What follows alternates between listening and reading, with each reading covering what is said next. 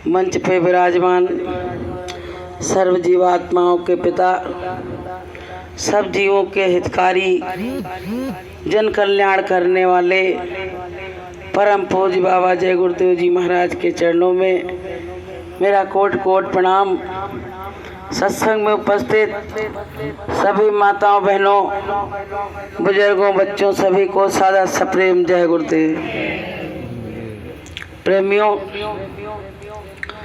ये रैली का जो सत्संग बराबर 4 महीने से चल रहा है, गुरु महाराज की दया कृपा से इससे लोगों में सुधार भी आ रहा है और जो नहीं सुनना चाहते उनके लिए कुछ बात भी नहीं है। कोई उनको मजबूर भी नहीं करता है कि इस संदेश को आप लोग सुनिए और आप लोग शाकाहारी हो जाइए। अर्जी हमारी और मर्जी तुम्हारी। तो प्रेमियों, जो अपनी आत्मा का कल्याण करना चाहेंगे वो इस रास्ते पे आ जाएंगे, और जो अपनी आत्मा के बारे में ना जानेंगे ना पहचानेंगे वो इस रास्ते पे कभी नहीं आएंगे, क्योंकि उनको तो संसार अच्छा लगता है। गुरु महाराज कहते, बच्चों, ये संसार एक सराय है, अगर तुम्हारी मृत्यु रात में भी हो जाती है तो तुमको कोई रात भर भी घर में नहीं रखेगा, तुमको ले जाने की व्यवस्था तुरंत की जाएगी और रात में ही तुमको घर से बाहर निकाल दिया जाएगा। तो प्रेमियों, जो संसार वाले हमको रात भर भी नहीं रख सकते, उस संसार के लिए हम दिन और रात रो रहे हैं। गुरु महाराज कहते, बच्चों, अगर ये सत्संग सुन के भी तुम में ज्ञान नहीं आया तो सब कुछ बेकार हो जाएगा। तो प्रेमियों, कहा गया कि जब तेरी डोली निकाली जाएगी और बिन मुहूर्त के उठा ली जाएगी। जिस दिन ये डोली निकलेगी बिना मुहूर्त के उठा ली जाएगी, हमको ये भी नहीं मालूम है हम घर से निकल रहे हैं तो लौट के आएंगे कि नहीं आएंगे, और फिर भी हम इतनी चिंता करते हैं घर द्वार की। तो प्रेमी भाई बहनों, हमको सारी चिंताओं को त्याग करके गुरु शरण में आ जाना चाहिए। गुरु महाराज कहते, बच्चों, तुम जिनकी चिंता करते हो वो तुम्हारी चिंता नहीं करते। तुम्हारी चिंता तो तुम्हारा गुरु करता है, तुम्हारे माता पिता थोड़ी बहुत करते हैं, लेकिन वो भी हारे हुए हैं, क्योंकि मृत्यु तो उनका भी पीछा कर रही है। गुरु महाराज कहते, बच्चों, ये सराय से ज्यादा दिन तुम मोह मत करो, यहाँ रह नहीं पाओगे।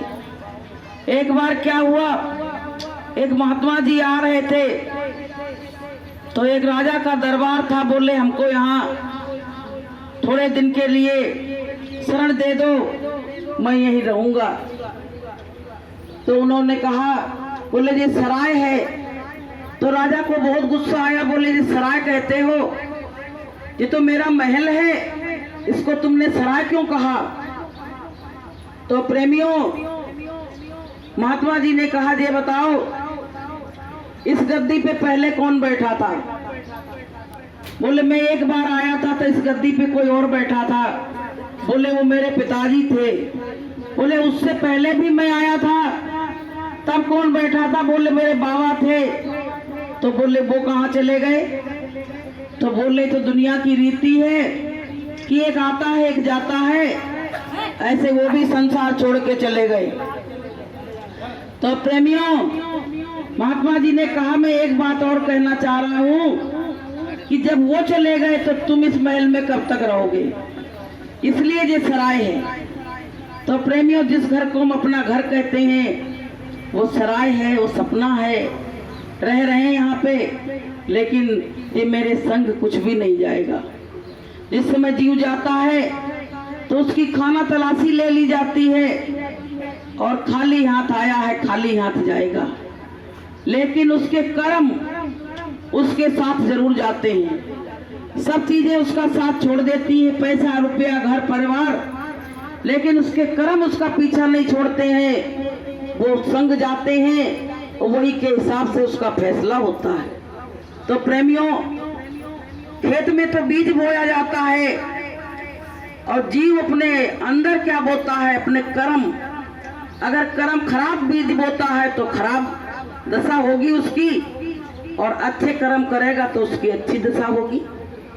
तो प्रेमियों, हमको सबको क्या चाहिए कि अच्छे कर्म करो। कहा गया कि मत बुरे कर्म कर बंदे वरना पछताएगा, भगवान की नजर से तू ना बच पाएगा, तू ना बच पाएगा। अरे अभिमानी मत करना नादानी, अरे अभिमानी मत करना नादानी। कहते अरे अभिमानी मनुष्य, तू ऐसी नादानी मत करना, ऐसे बुरे कर्म मत करना, नहीं तो तू भगवान की नजर से गिर जाएगा और गली गली में और जन्मों जन्मों तक भटकता फिरेगा। इसलिए प्रेमी भाई बहनों, ये सत्संग बहुत बड़ी पाठशाला है, इसमें रोज आपको सत्संग का ज्ञान दिया जाता है। कहा गया कि सत्संग जल जो कोई पावे और मेलाई सब कट कट जावे, और बिन सत्संग विवेक न होई, और गुरु कृपा बिन सुलभ न सोई। तो सत्संग का जल रोज पड़ रहा 4 महीने से लगातार, बीच में भी दोपहर में भी हो सकता कभी पड़ जाए, और सुबह तो पड़ता ही पड़ता है। तो अपने अंदर निहारो, झांको कि इतने दिन के सत्संग के बाद मेरे अंदर जो बुराइयां थी, अवगुण थे, वो मेरे अंदर से निकल रहे हैं कि नहीं निकल रहे हैं। वैसे के वैसे ही तो नहीं गंदगी जमा है, ये भी कभी निहारने की कोशिश किया करो, क्योंकि अपने अंतःकरण को अपन निहार सकते हैं, देख सकते हैं। पर हमारा स्वभाव क्या है, अपने को ना देख के दूसरे को देखना। जीव का स्वभाव है कि अपने को ना देख के दूसरे को देखना। हम दूसरे की गंदगी तो दूसरे के घर में झाड़ू लगाएं तो क्या मेरे घर में लग जाएगा? पहले तो हमें अपना घर साफ करना पड़ेगा। तो प्रेमियों, हमको किसी को ना देख के अपनी बुराई को देखो, तो हमेशा अपने अंदर सफाई होती रहेगी, अपने जो भाव विचार अच्छे होते रहेंगे, और हम गुरु के सामने आने के लायक बन जाएंगे। अभी हम आने लायक नहीं है। गुरु महाराज कहते, बच्चों, अगर मैं तुम्हारे पापों को खोल दूं, तुमने इतने पाप किए हैं, तो तुम दूसरे दिन से सत्संग में आना बंद कर दोगे। गुरु महाराज कहते थे, बच्चों, आश्रम पे इतने लोग आते हैं, इसमें चोर हैं, डकैत हैं, तमाम खुरापाती लोग आते हैं और यहाँ शरण ले लेते हैं। मैं अगर इनके विकारों को बता दूं तो ये दोबारा नहीं आएंगे। अब बताइए, इतने अवगुणी लोग आते हैं। लेकिन एक बात मेरे दिमाग में आती है, जब कोई चीज खराब हो जाती तो वही तो दुकानदार के पास जाती है सही करने के लिए। तो हमारी भी, हमारे अंदर जो बुराइयां हैं, तो वही तो सतगुरु के पास गए हैं, तो गुरु महाराज उसको धो के साफ करके और निखार देंगे, सफाई कर देंगे, तो हम सत्संग में आने के लायक बन जाएंगे। तो प्रेमियों, जो मानव जीवन मिला है, इसकी कदर करो। जो जीवन जाने के बाद दोबारा जीवन मिलने वाला नहीं है। अभी हम कहते हैं, अरे अभी तो बहुत जीवन पड़ा है, अभी कर लेंगे साधन भजन, ऐसी क्या जल्दी पड़ी है। लेकिन पता है, ये जीवन धीरे धीरे निकलता जा रहा है। कहा गया कि चली जा रही है उम्र धीरे धीरे, चली जा रही है उम्र धीरे धीरे, पल पल ये आठों पहर धीरे धीरे, पल पल ये आठों पहर धीरे धीरे, चली जा रही है भैया उम्र धीरे धीरे, चली जा रही है भैया उम्र धीरे धीरे।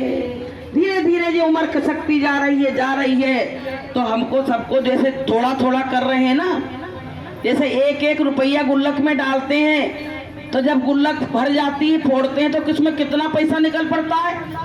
डाला तो 1-1 करके था और उसमें 4,000, 5,000, 6,000 निकल पड़े। तो बड़ी खुशी होती है।